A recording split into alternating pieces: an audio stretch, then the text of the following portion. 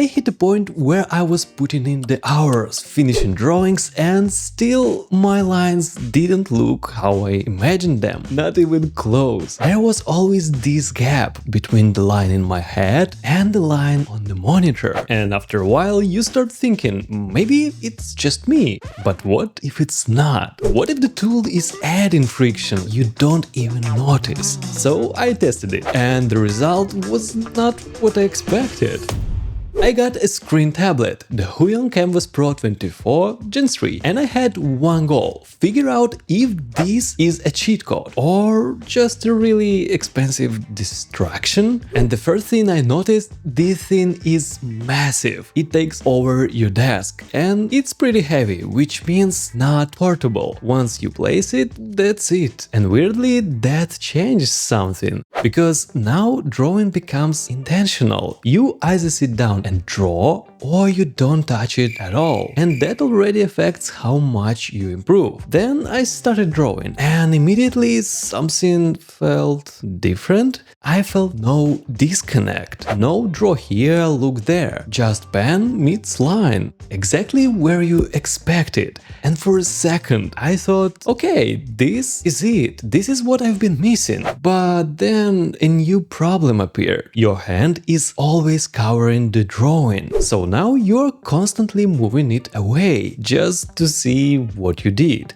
And for a moment I genuinely thought, did I just trade one problem for another? But then something changed. Without really noticing it, I stopped drawing from my wrist and started using my whole arm, because the 24-inch screen is big enough, and suddenly my lines became more dynamic and confident. And it's not because the tablet fixed anything, but because it allowed me to draw differently. And then I noticed something subtle. On a 4K screen, everything stays sharp, so you stop zooming in every 2 seconds and start seeing the whole picture, which practically means you stop polishing details and start fixing the actual drawing. If you are curious what this actually feels like, I left a link to the tablet below. Now, specs usually don't matter until you feel them. With 16K pressure sensitivity, you barely touch the pen and it responds, from a thin hairline to a wide stroke, without even changing the size of the brush, which saves a lot of time while drawing. And what's important, the tablet makes that control easier to use, but you still have to build it.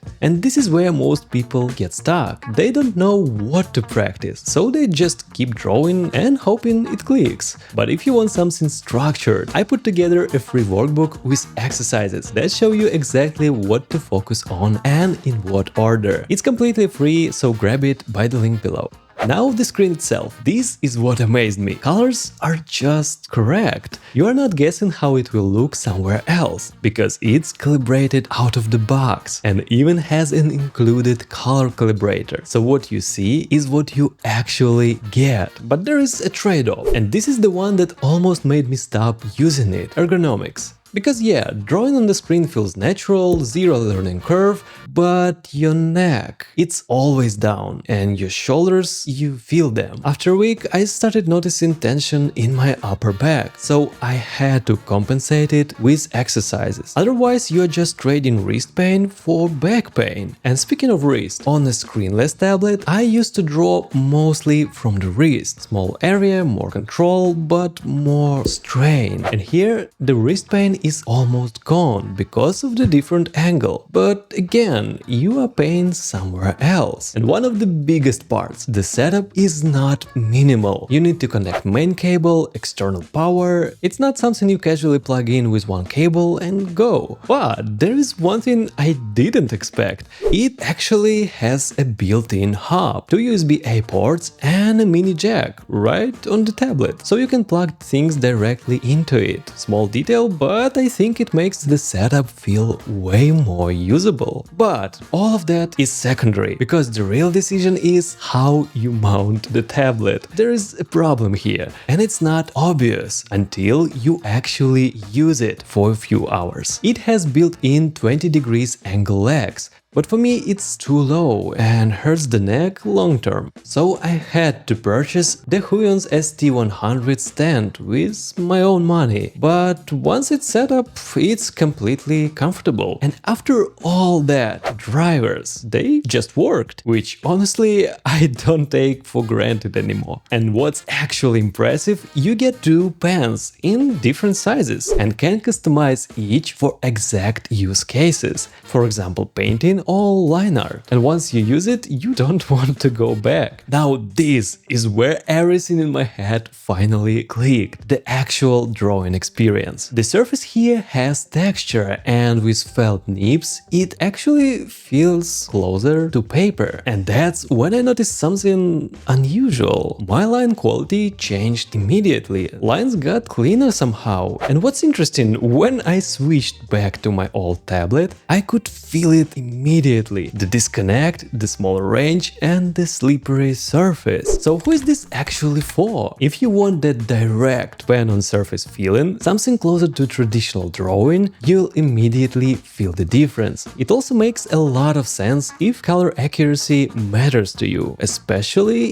if you don't already have a high-quality monitor. And if you are building a proper long-term setup where drawing is a serious part of your routine, this fits into that really well. But if you are just starting, if you want something simple, portable, budget-friendly, a screenless tablet is still the smarter choice. So no, display tablet is not a cheat code, but depending on how you draw, it might remove the exact thing that's been holding you back. And if you want the actual system to improve your drawing step by step, watch this next video, click it and I see you there.